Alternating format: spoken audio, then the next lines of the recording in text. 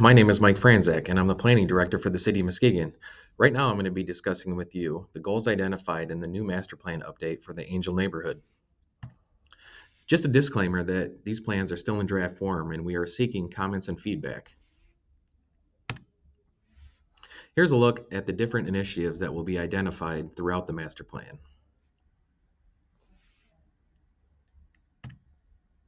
And here are the goals identified for the Angell neighborhood, which I will be going into in more depth in a minute. Just a reminder that these goals were identified through public participation. Just a recap of some of these public participation events. In February and May of 2019, we held a series of neighborhood association workshops. And we again held a series of neighborhood plan workshops in November of 2021. In June of 2022, we held an economic development and business corridor workshop. And in 2023, we will be holding more neighborhood plan review workshops. Goal number 1 is to restore the former farmers market site to a natural green space. We've tried many different redevelopment options on this site, but due to soil conditions, contamination, and costly infrastructure needs, it's just not feasible. The majority of this property should be used for open space conservation and recreation. Goal 2 is to improve connections through Green Acres Park and along Ryerson Creek. Much of the neighborhood north of Apple Avenue is a short walk to Ryerson Creek. With improvements, the creek and surrounding wetlands can be more visually and physically accessible to residents. This may also help cut down on illegal dumping activities. Goal 3 is to protect the watershed and limit development along the wetlands near Ryerson Creek. Much of the land along Ryerson Creek cannot be developed because it is located in a floodplain. However, there are some parcels that are inappropriately zoned to allow for development, and these should be changed. Goal number 4 is to redevelop the Spring Street, Myrtle Ave, Allen Avenue, and J Street area. Almost every building in this area has been demolished in anticipation of future development. Efforts should be made to redevelop the land that meets current needs while also utilizing the current street grid.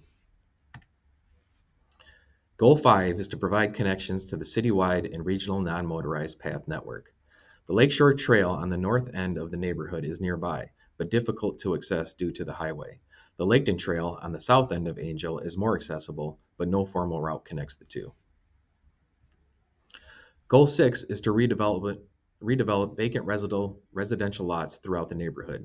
As you can see by this map, it dictates all of the city-owned lots and county-owned lots that are vacant and ready for redevelopment.